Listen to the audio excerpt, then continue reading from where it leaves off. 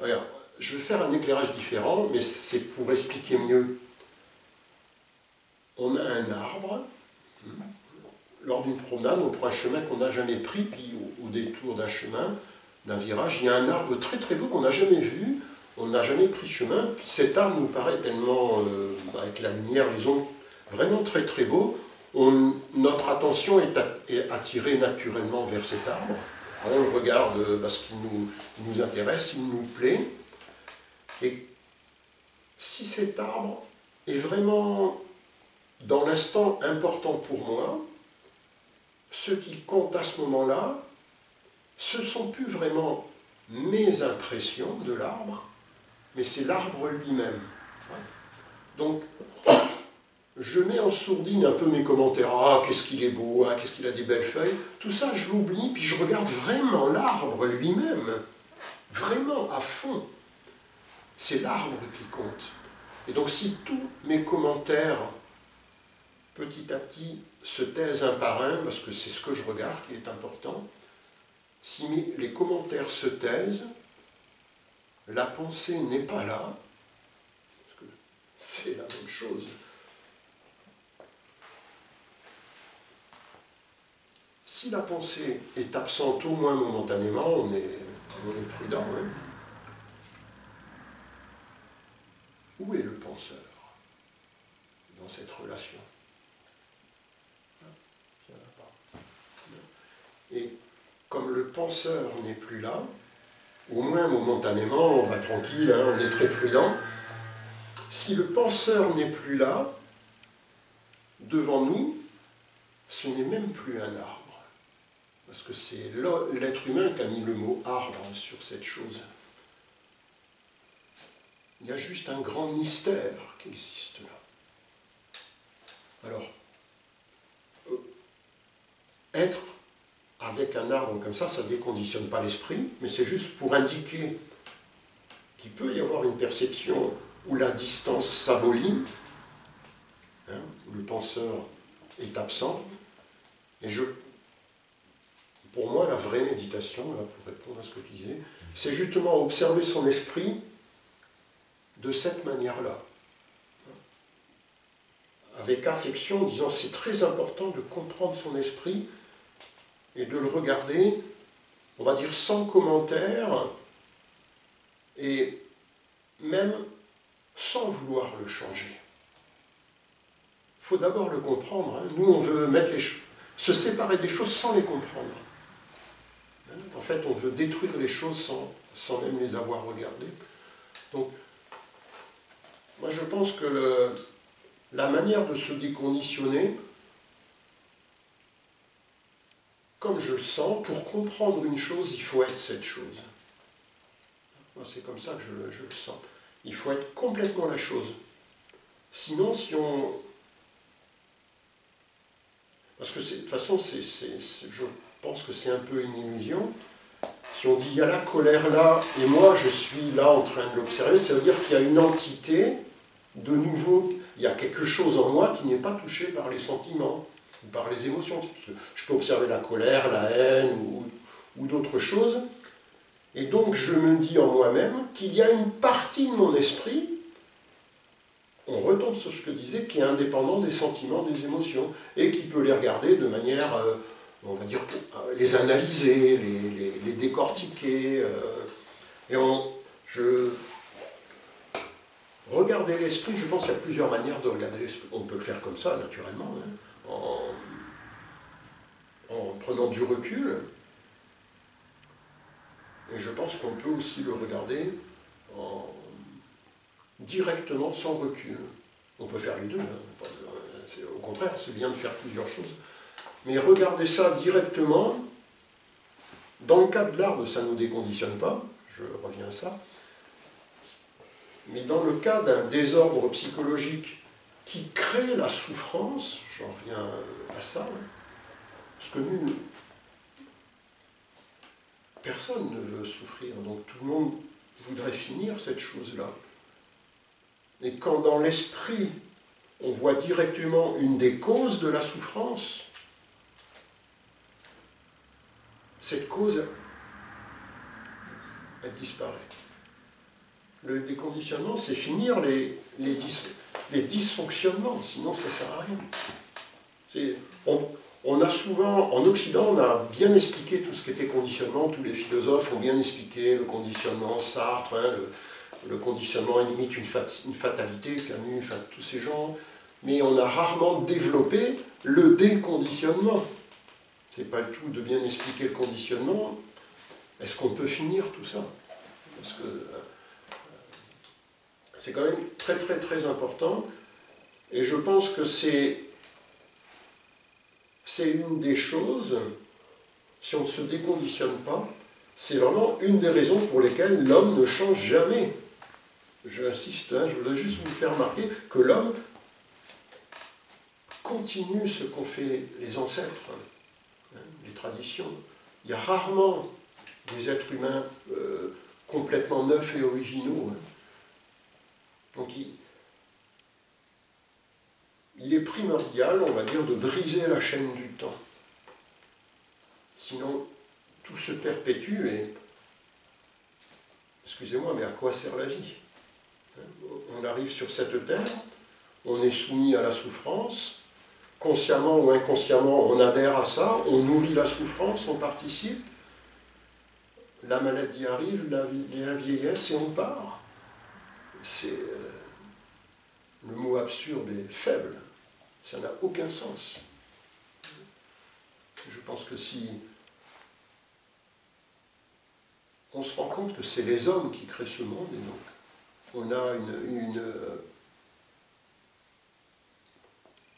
responsabilité. Hein? Une responsabilité. Voilà, j'hésitais à employer le mot. On a une responsabilité qui n'a rien à voir avec le mea culpa pour moi. Hein. C'est-à-dire qu'on a... Voilà, on peut avoir une vie créative plutôt que continuer ce qui est, quoi. Donc, mais je pense que l'essence de la méditation, pour vraiment préciser, hein,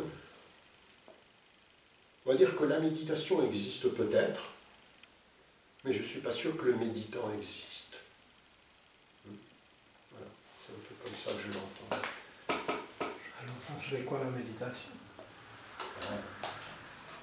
Ça peut exister sans méditant?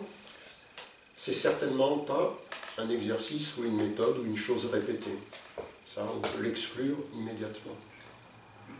Tout ça, non.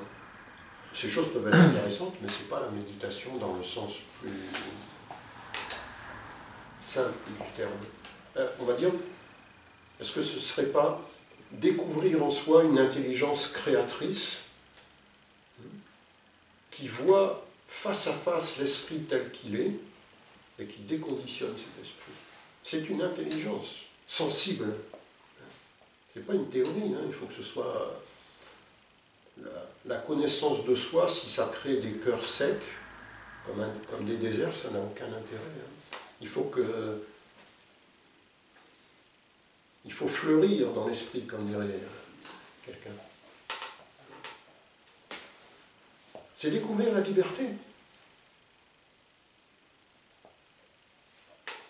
La vraie liberté, pas la liberté de faire ce qui plaît. Il y a un sentiment de liberté. Hein.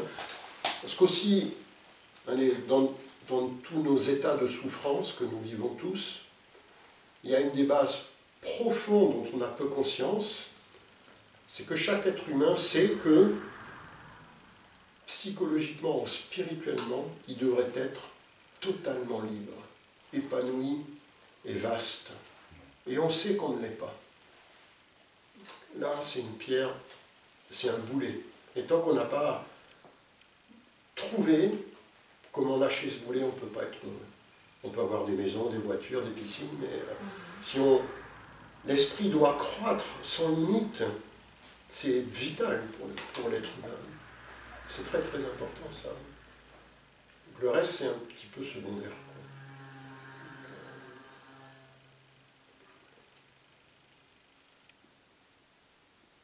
Mais là, je vous influence, hein. Donc il ne faut pas me croire. Hein. Le conditionner. Voilà. Il ne faut pas se faire attention aux influences des mots. Après, il faut voir par soi-même, hein, tout ça. Je n'ai pas entendu le mot conscience dans tout ce que vous dites. Vous l'avez évité exprès. Non, je pense que je l'ai dit, plus ou moins. Conscience. Être conscient, oui. Être conscient des mécanismes de son esprit, être conscient de la lumière du soleil, oui, si. Être conscient, oui. Si, si. C'est un autre mot qui veut. Il y a plusieurs mots qui ont à peu près des sens assez similaires. Hein. Donc, être conscient, ça veut être pour moi être conscient, être attentif, réaliser que Si vous voulez. c'est ça.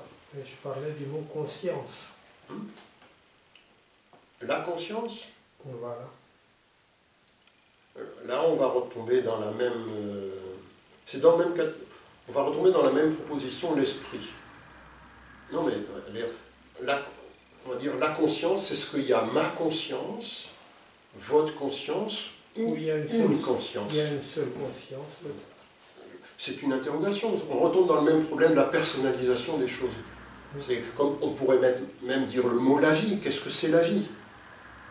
Est-ce que la vie s'arrête à ma personne? Absolument pas. Elle est dans les êtres humains, naturellement, mais elle n'est pas limitée à un individu particulier. Et d'ailleurs, on peut faire un lien aussi, quand on parle de la souffrance, c'est pas ma souffrance, c'est la souffrance. Et c'est beaucoup plus... Ça a une autre dimension.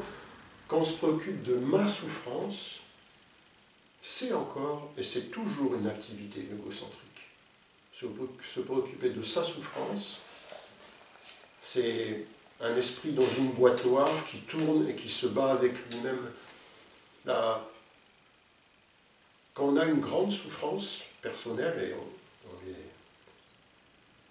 si on regarde simplement, quand on vit ça, ça nous isole du monde. Le monde ne nous intéresse pas. Je ne sais pas si vous avez vécu ça. Quand on est vraiment dans un drame, dans quelque chose de terrible, on est comme dans un trou noir. Il y a nous et notre problème, et le monde n'est plus là.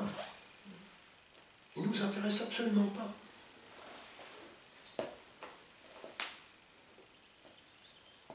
Il y a ce terme de compassion qui est maintenant malheureusement devenu à la mode, mais Pourquoi malheureusement? Parce qu'on en parle à tort et à travers. Peut-être heureusement. Mais peut-être heureusement. Mais oublions le mot malheureusement, c'est pas très grave.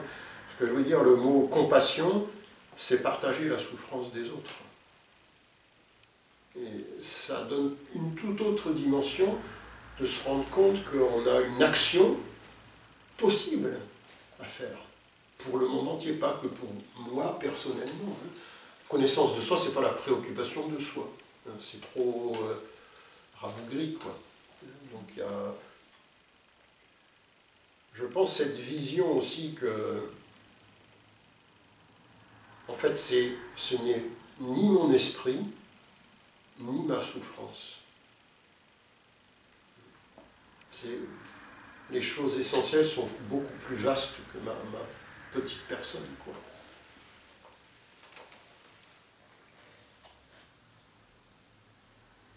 Mais là, alors j'arrête.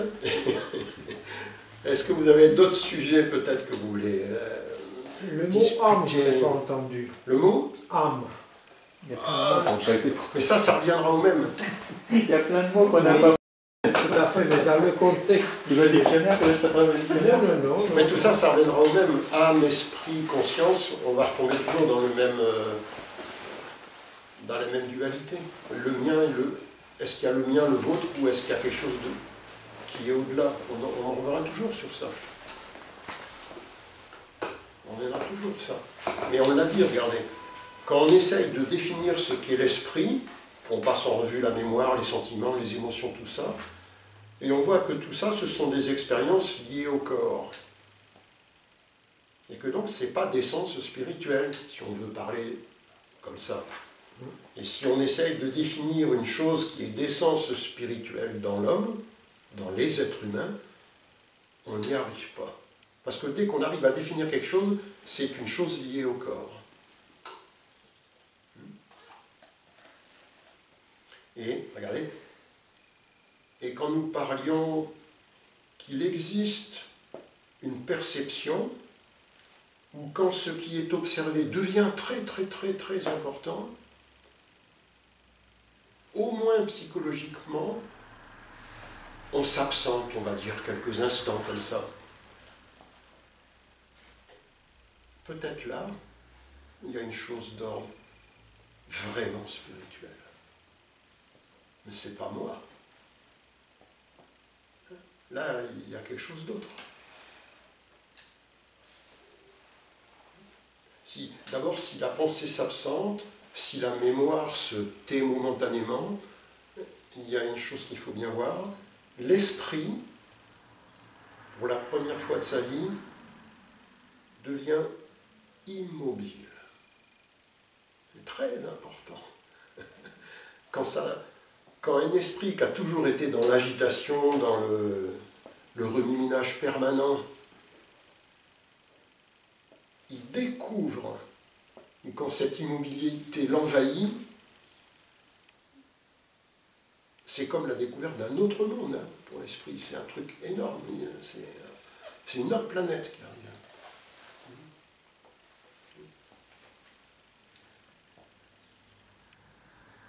Et ce silence existe quand on n'est pas là. Alors, ça c'est très, je sais, je suis désolé. C'est comme le vide. On ne peut pas résider dans le vide, sinon c'est plus le vide. Hein. Tout ça, ce sont des mots similaires. C'est comme dans des moments de grande confusion ou de grande frayeur, en fait. Il y a un moment, en fait, où tout s'arrête. Il y a un instant, en fait, où c'est comme un grand vide, où on est totalement absent. Ça peut, mais tu vois, même dans tes gestes, mais dans ce cas-là, c'est une paralysie de l'esprit. Tu vois ? Oui, donc c'est pas le vide, c'est voilà. La paralysie. Là, c'est terrorisé par la chose. Enfin, même dans tes gestes, c'est pour ça que je prends les gestes, toi. Naturellement, il y a plusieurs causes d'immobilité de l'esprit qui peuvent arriver. Mais là, c'est un peu la stupéfaction devant un truc horrible qui nous tombe et on ne sait pas quoi faire, quoi, en fait. Dans le cas que tu dis, dans une chose monstrueuse nous tombe dessus, il se peut qu'on soit paralysé parce qu'on n'arrive pas à faire... En fait, là, je pense, c'est plutôt parce qu'on n'arrive pas à faire face à l'événement. Quand un truc vraiment très très fort est là, on est paralysé. Et alors on est où? Là, on est... Regarde, là, tu sais ce qu'on est? On est la peur. On est la peur, EST. Là, c'est la peur. L'esprit est totalement envahi par la peur. C'est ça qui paralyse. C'est la terreur. Mais c'est pas de... Hein, enfin, tu vois ce que je veux dire hein, oui. Mais il y a... L'esprit, c'est le mental. C'est le mental qui a fabriqué cette peur-là. La peur n'existe pas. C'est une construction mentale. Purement mentale, ça n'existe pas. Oui, mais... C'est le mental qui, sur la base du passé, qui a fabriqué par des analogies aux ceux que nous avons déjà vécu ou vus. Oui, mais l'esprit est assujetti à cette illusion. C'est ça le problème. Même si c'est une illusion, l'esprit il est piégé dans cette illusion. Alors, je veux bien qu'on dise que c'est une illusion, ça ne me gêne pas, mais l'esprit il est piégé dans cette illusion. Comme on va dire le moi n'existe pas, mais l'esprit il est piégé dans cette illusion. C'est une prison fictive, mais comme on y croit, on a les barreaux fictifs, mais on y croit et on a l'impression d'être en prison. Parce que, on va dire que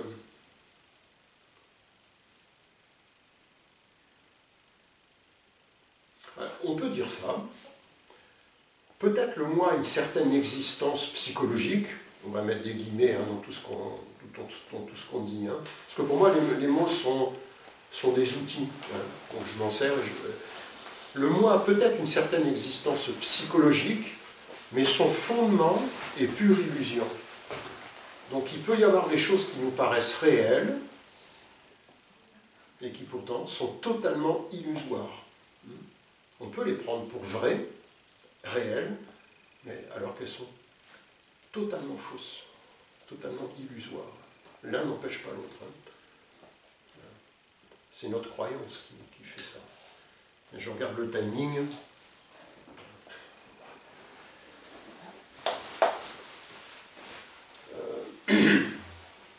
Oui, la liberté. Amusant, vous n'avez pas réagi trop quand j'ai amené le terme liberté. C'est passé. On n'est pas en liberté, même à la naissance. Comment? Même un bébé n'est pas libre. Non? Je sais pas. C'est le conditionnement total, quoi. La liberté, Pourquoi? c'est être totalement déconditionné de tout, de l'idée d'un moi aussi. Est-ce que vous pensez que c'est réel, ça, ou c'est juste moi qui dis des mots comme ça, puis on ne peut pas se déconditionner? Parce que là, je vous influence, hein, donc moi, il faut... Hein, peut-être moi, je vous dis ça, mais peut-être quelqu'un de très habile vous dit on ne peut absolument pas se déconditionner. Tout être humain est conditionné par ses expériences, il ne peut pas s'en sortir. Il faut examiner, il ne faut pas acquiescer. On peut s'en sortir, il y a pas de personnes qui se sont sorties. Donc, d'accord. Évidemment qu'on peut s'en sortir.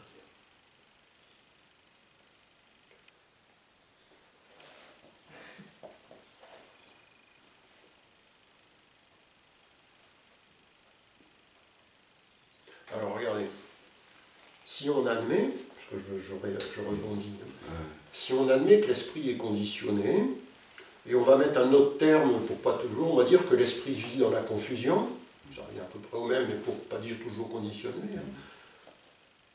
Si un esprit vit dans la confusion, quoi qu'il fasse, s'il est dans la confusion, quoi qu'il fasse, n'est-ce pas la confusion qui se déplace simplement et qui s'agite? Si on prend l'option, on est comme ça. Alors qu'est-ce qu'on peut faire? Un esprit est conditionné, on va dire, on va le faire exprès, conditionné à 100%. On prend, je fais exprès. Donc c'est un esprit conditionné à 100%. Dès qu'il agit, il agit sur la base de son conditionnement et donc il ne peut pas s'en sortir. C'est comme quelqu'un qui serait dans un puits sans fond. C'est lui qui a creusé le puits, et pour sortir du puits, il a une pelle et il creuse. Donc on fait ça. Mais qu'est-ce qu'on peut faire, alors, à part creuser le puits? Qu'est-ce qu'on peut faire? Lâcher la pelle. Déjà, ouais. Observer. Déjà la poser contre le mur. On est dans la confusion. Comprendre la confusion. Ouais, observer qu'on est dedans déjà. Allez, comme il dit, on pose la pelle et puis même on peut jouer, on dit, eh ben, tiens, pendant 5 minutes, je vais creuser en conscience. Jusqu'à présent, je creusais sans m'en rendre compte. Mettre de l'intelligence dans les actes. Prendre conscience de ce que je fais. Se rendre compte que je prends la pelle et que je creuse et que je peux ne pas la prendre. Mais oui. Mettre de la conscience. Ça ne va pas rendre la prison plus... Ça ne va pas rendre le puits moins existant. Non, mais déjà on se rend compte qu'on crée le puits en creusant. Jusqu'à présent, on ne s'en rendait pas compte. Parce qu'on faisait de ça de manière inconsciente. Là, on découvre que c'est nous qui creusons le puits. C'est déjà la première, je veux dire, c'est la première chose à comprendre, quoi, déjà. Donc, est-ce qu'on peut prendre conscience qu'on est confus, hein? Et alors la question, ça rejoint ce que j'ai dit tout au début. Hein. Quand on prend conscience qu'on est confus, si on le fait vraiment, ce n'est déjà plus de la confusion. Donc, il y a déjà une intelligence qui, pour la première fois, me montre quelque chose que j'ai jamais vu avant. Est-ce qu'on peut simplement regarder ce qui existe? Simplement. Rien d'autre. Regardez les choses qui existent comme elles sont. On a plein de choses à apprendre, hein, puisque on a vécu de nombreuses années dans une inconscience. Donc on a presque tout à découvrir.